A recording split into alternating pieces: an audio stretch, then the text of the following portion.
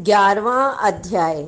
अर्जुन बोले, मुझ पर अनुग्रह करने के लिए आपने जो परम गोपनीय अध्यात्मक विषयक वचन कहा, उससे मेरा यह ज्ञान नष्ट हो गया है। हे कमल नेत्र, मैंने आपसे भूतों की उत्पत्ति प्रलय विस्तार पूर्वक सुने हैं, आपकी अविनाशी महिमा भी सुनी है।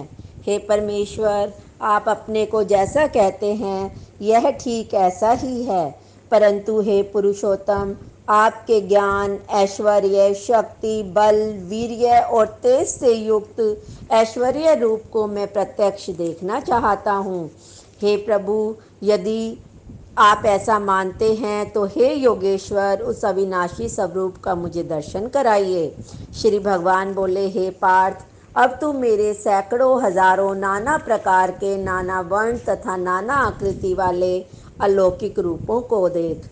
हे भरतवंशी अर्जुन, तू मुझ में आदित्यों को, आदित्य के द्वादश पुत्रों को, 8 वसुओं को, 11 रुद्रों को, दोनों अश्वनी कुमारों को, 49 मरुदगणों को देख, और भी बहुत से पहले न देखे हुए आश्चर्यमय रूपों को देख।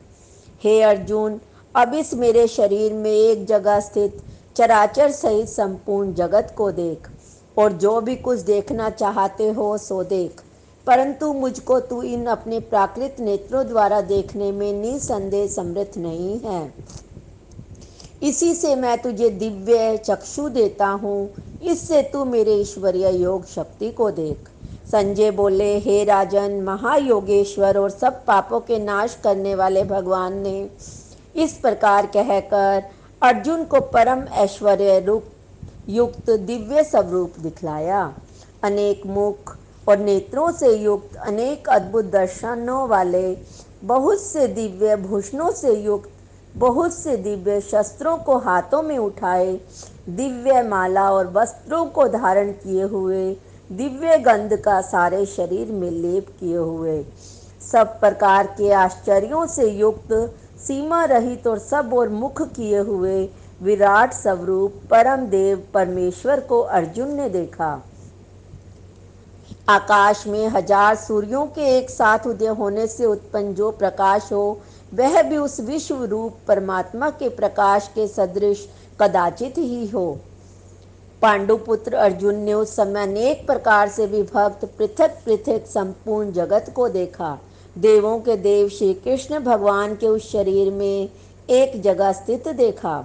उसके अनंतर वे आश्चर्य से चकित और पुलकित शरीर अर्जुन प्रकाश में विश्व रूप परमात्मा को श्रद्धा भक्ति सहित सिर से प्रणाम करके हाथ जोड़कर बोले। अर्जुन बोले, हे देव, आपके शरीर में संपूर्ण देवों को, अनेक भूतों के समुदायों को, कमल के आसन पर विराजित ब्रह्मा को, महादेव को और संपूर्ण ऋषियों को, दिव्य सर्पों को देखता हूँ।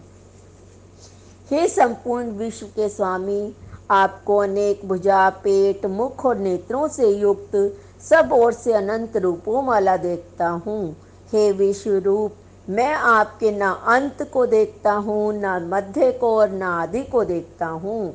आपको मैं मुकुट युक्त, गदा युक्त और चक्र युक्त, सब ओर से प्रकाशमान तेज के पुंज, प्रज्वलित अग्नि और सूर्य के सदृश ज्योति युक्त, कठिनता से देखे जाने योग्य और सब ओर से अप्रमेय स्वरूप देखता हूँ।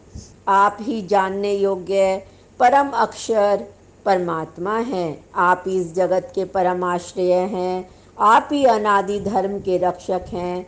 आप ही अविनाशी सनातन पुरुष हैं। मेरा ऐसा मत है।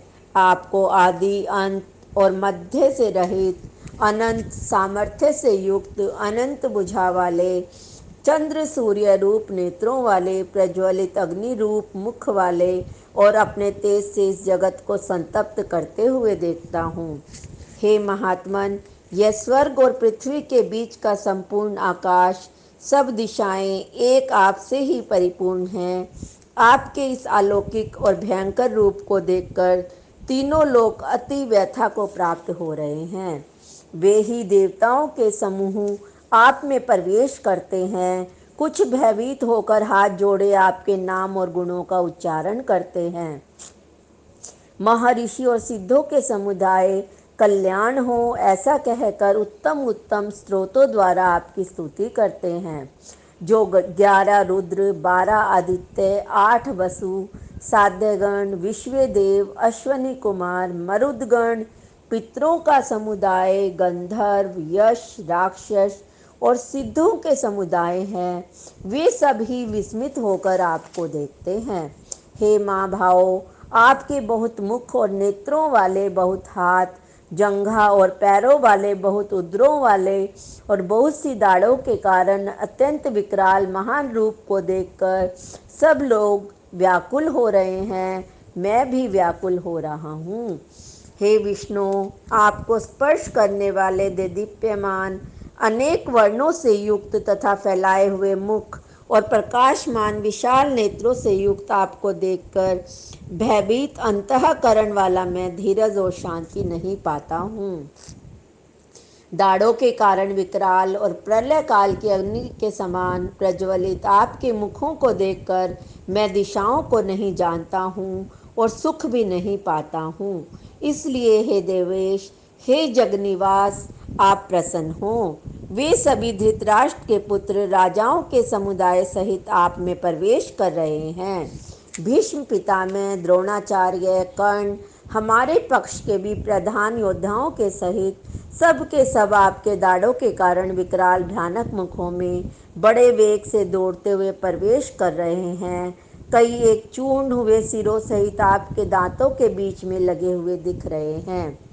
जैसे नदियों के बहुत से जल के प्रवाह स्वाभाविक ही समुद्र के सम्मुख दौड़ते हैं, समुद्र में प्रवेश करते हैं, वैसे ही वे नरलोक के वीर भी आपके प्रज्वलित मुखों में प्रवेश कर रहे हैं। जैसे पतंग मोहवश नष्ट होने के लिए प्रज्वलित अग्नि में अति वेग से दौड़ते हुए प्रवेश करते हैं, वैसे ही ये सब लोग भी अपने नाश के लिए आपके मुखों में अति वेग से दौड़ते हुए प्रवेश कर रहे हैं। आप उन संपूर्ण लोगों को प्रज्वलित मुखों द्वारा ग्रास करते हुए सब ओर से बार बार चाट रहे हैं। हे विष्णु, आपका उग्र प्रकाश संपूर्ण जगत को तेज के द्वारा परिपूर्ण करके तपा रहा है। मुझे बताइए, आप उग्र रूप वाले कौन हैं? हे देवों में श्रेष्ठ, आपको नमस्कार हो। आप प्रसन्न होइए। आदि पुरुष, आपको मैं विशेष रूप से जानना चाहता हूँ। मैं आपकी प्रवृत्ति को नहीं जानता। श्री भगवान बोले, मैं लोकों का नाश करने वाला बढ़ा हुआ महाकाल हूँ। इस समय इन लोकों को नष्ट करने के लिए प्रवृत्त हुआ हूँ। इसलिए जो प्रतिपक्षियों की सेना में स्थित योद्धा लोग हैं, वे सब तेरे बिना भी नहीं रहेंगे। तेरे युद्ध न करने पर भी इन सब का नाश हो जाएगा। अतएव तू उठ, यश प्राप्त कर और शत्रुओं को जीतकर धन धान्य से संपन्न राज्य को भोग। ये सब शूरवीर पहले से ही मेरे द्वारा मारे हुए हैं। हे सव्य साचिन, तू तो केवल निमित्त मात्र बन जा। द्रोणाचार्य और भीष्म पितामह, जयद्रथ, कर्ण और भी बहुत से मेरे द्वारा मारे हुए शूरवीर योद्धाओं को तू मार, भय मत कर। निसंदेह तू युद्ध में वैरियों को जीतेगा, इसलिए युद्ध कर। संजय बोले, केशव भगवान के इन वचनों को सुनकर मुकुटधारी अर्जुन हाथ जोड़कर कांपता हुआ नमस्कार करके अत्यंत भयभीत होकर प्रणाम करके भगवान श्री कृष्ण के प्रति गदगद वाणी से बोले। अर्जुन बोले, हे अंतर्यामी, यह योग्य है कि आपके नाम, गुण और प्रभाव के कीर्तन से जगत अति हर्षित हो रहा है, अनुराग को भी प्राप्त हो रहा है। भयभीत राक्षस लोग दिशाओं में भाग रहे हैं। सब सिद्ध गणों के समुदाय नमस्कार कर रहे हैं। हे महात्मन, ब्रह्मा के भी आदिकृता सबसे बड़े आपके लिए वे कैसे नमस्कार न करें, क्योंकि हे अनंत, हे देवेश, हे जगत निवास, जो सत असत और उनसे परे अक्षर सच्चिदानंद घन ब्रह्म है, वह आप ही हैं। आप आदिदेव और सनातन पुरुष हैं। आप इस जगत के परम आश्रय और जानने वाले तथा जानने योग्य और परम धाम हैं। हे अनंत रूप, आपसे यह सब जगत व्याप्त हो रहा है। आप वायु, यमराज, अग्नि, वरुण, चंद्रमा, प्रजा के स्वामी ब्रह्मा और ब्रह्मा के भी पिता हैं। आपके लिए हजारों बार नमस्कार, नमस्कार, नमस्कार। आपके लिए फिर भी बार बार नमस्कार। हे अनंत सामर्थ्य वाले, आपके लिए आगे से और पीछे से भी नमस्कार। हे सर्वात्म, आप अनंत पराक्रमशाली हैं। आप समस्त संसार को व्याप्त किए हुए हैं। इससे आप ही सर्वरूप हैं। आपके इस प्रभाव को न जानते हुए आप मेरे सखा हैं, ऐसा मानकर प्रेम से अथवा प्रमाद से मैंने हे कृष्ण, हे यादव, हे सखे, इस प्रकार जो कुछ बिना सोचे समझे अर्थात कहा।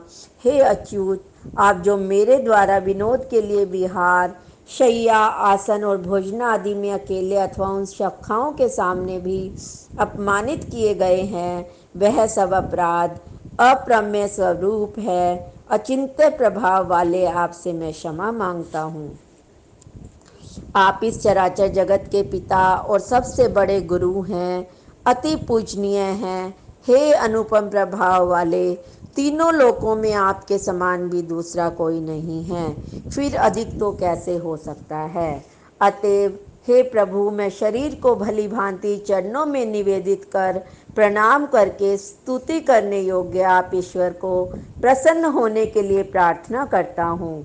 हे देव, पिता जैसे पुत्र के, सखा जैसे सखा के और पति जैसे प्रियतमा पत्नी के अपराध सहन करते हैं, वैसे ही आप भी मेरे अपराध को सहन करने योग्य हैं। मैं पहले ना देखे हुए आपके इस आश्चर्यमय रूप को देखकर हर्षित हो रहा हूँ और मेरा मन भय से अति व्याकुल भी हो रहा है। इसलिए आप उस अपने चतुर्भुज विष्णु रूप को ही मुझे दिखलाइए। हे देवेश, हे जगत निवास, प्रसन्न होइए। मैं वैसे ही आपको मुकुट धारण किए हुए, गदा और चक्र हाथ में लिए हुए देखना चाहता हूँ। इसलिए हे विश्व स्वरूप, हे सहस्त्रबाहो, आप उसी चतुर्भुज रूप से प्रकट होइए। श्री भगवान बोले, हे अर्जुन, अनुग्रह पूर्वक मैंने अपनी योग शक्ति के प्रभाव से यह मेरा परम तेजो में सबका आदि और सीमा रहित विराट रूप तुझको दिखलाया है, जिसे तेरे अतिरिक्त दूसरे किसी ने पहले नहीं देखा। हे अर्जुन, मनुष्य लोक में इस प्रकार विश्व रूप वाला मैं ना वेद और यज्ञों के अध्ययन से, ना दान से, ना क्रियाओं से, ना उग्र तपों से ही तेरे अतिरिक्त दूसरों के द्वारा देखा जा सकता हूँ। मेरे इस प्रकार के विकराल रूप को देखकर तुझको व्याकुलता नहीं होनी चाहिए, मूढ़ भाव भी नहीं होना चाहिए। तू भय रहित और प्रीति युक्त मन वाला होकर उसी मेरे इस शंख, चक्र, गदा, पद्म युक्त चतुर्भुज रूप को फिर देख। संजय बोले, वासुदेव भगवान ने अर्जुन के प्रति इस प्रकार कहकर फिर वैसे ही अपने चतुर्भुज रूप को दिखलाया और फिर महात्मा श्री कृष्ण ने सौम्य मूर्ति होकर इस भयभीत अर्जुन को धीरज दिया। अर्जुन बोले, हे जनार्दन, आपके इसी अति शांत मनुष्य रूप को देखकर अब मैं स्थिरचित हो गया हूँ, अपनी स्वाभाविक स्थिति को प्राप्त हो गया हूँ। श्री भगवान बोले, मेरा जो चतुर्भुज रूप तूने देखा है, यह सुदुदर्श है, अर्थात इसके दर्शन बड़े ही दुर्लभ हैं। देवता भी सदा इस रूप के दर्शन की आकांक्षा करते रहते हैं। जिस प्रकार तुमने मुझको देखा है, इस प्रकार चतुर्भुज रूप वाला मैं ना वेदों से, ना तप से, ना दान से और ना यज्ञ से ही देखा जा सकता हूँ। परंतु हे परंतप अर्जुन, अन्य भक्ति के द्वारा इस प्रकार चतुर्भुज रूप वाला मैं प्रत्यक्ष देखने के लिए, तत्व से जानने के लिए तथा प्रवेश करने के लिए, एक ही भाव से प्राप्त होने के लिए ही शक्य हूँ। हे अर्जुन, जो पुरुष केवल मेरे लिए संपूर्ण कर्तव्य कर्मों को करने वाला है, मेरे परायण है, मेरा भक्त है, आसक्ति रहित है और संपूर्ण भूत प्राणियों में वैर भाव से रहित है, वह अनन्य भक्ति युक्त पुरुष मुझको ही प्राप्त होता है। इस प्रकार गीता का 11वां अध्याय पूरा हुआ।